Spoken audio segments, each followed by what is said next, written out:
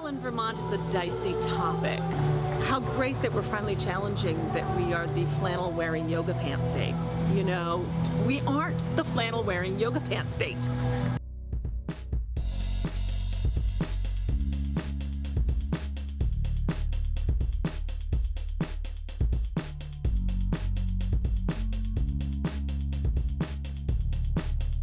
You know what else I love about Strut?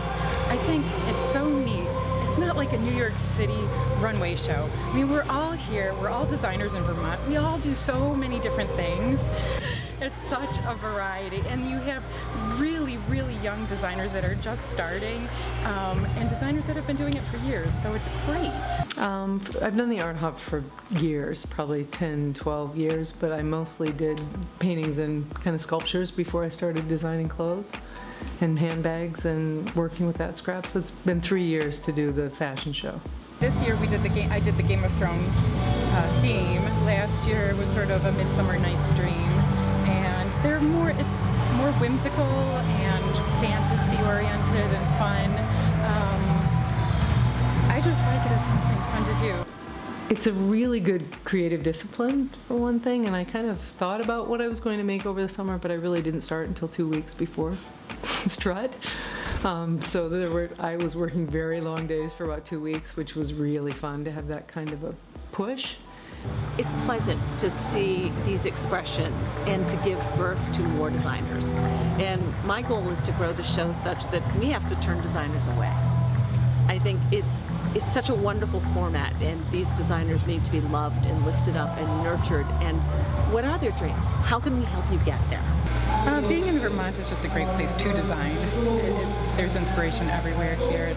There's a lot of wonderful, quiet places to just be and take in nature. There's always kind of even though we think of Vermont as like Keens and Sorels and not very high fashion, there is kind of an aesthetic that is this, you know, farm to table, this kind of thing, and it seems like using stuff that might, you know, again, like using something that might have been discarded really seems to play into Vermont to me.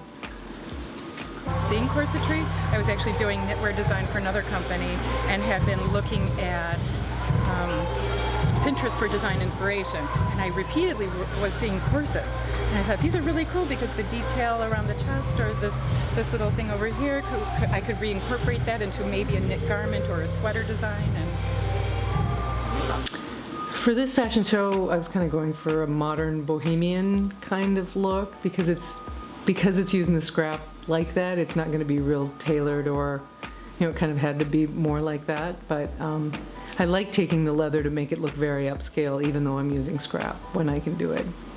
This collection has some silk dupioni, some tapestry fabric. I work with fur and lace and a little bit of everything.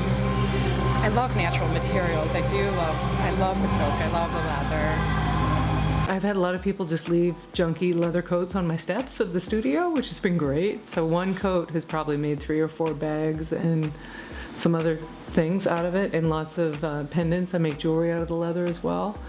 I buy scrap from eBay, go to the leather stores and see if they'll just, you know, see what they have. And they're pretty happy to get rid of them, especially knowing that they're going to be turned into something else. And all of my corsets, people always ask, are these the corsets that my grandmother wore? And I'm like, no, it's like more for outerwear, something you're going to wear to a special event. I was a frustrated designer. I loved fashion my whole life, and I'd had a teacher in college who told me that I didn't have what it took, and I made the mistake of listening to her.